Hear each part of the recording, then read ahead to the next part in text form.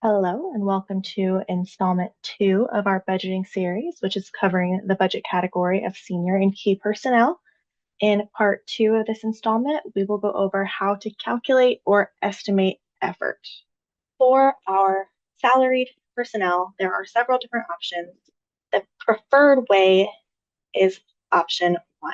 Simply divide the number of person months, meaning combined months worth of work on the project divided by the number of months in the personnel's contract, typically 9 or 12 months. For example, half of a month on a 9-month contract is a little over 5.5% effort.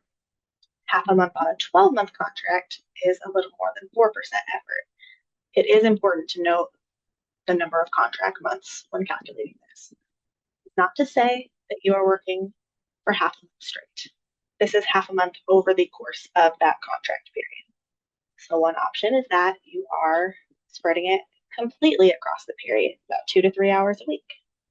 Or if you've got the time and you can condense it into a full month of half days, if that is doable, that is allowable.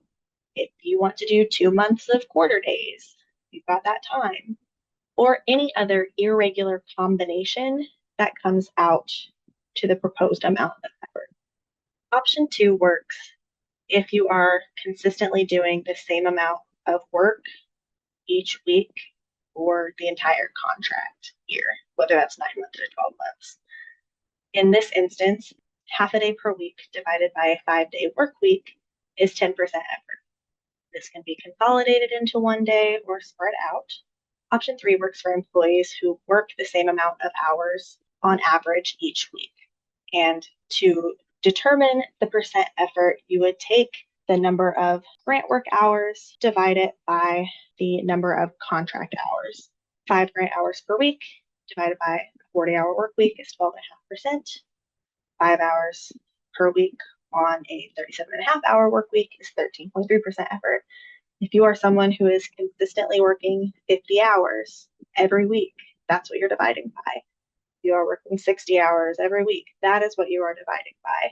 Because of the nature of being salaried, it cannot be based on a per hour sort of thing. It helps us estimate and calculate, but if you're not an hourly employee, that's not how it's documented.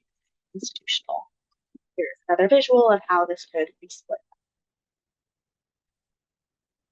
In part 3, we will go over how to take the information from this video and apply it into the budget itself, as well as a budget justification.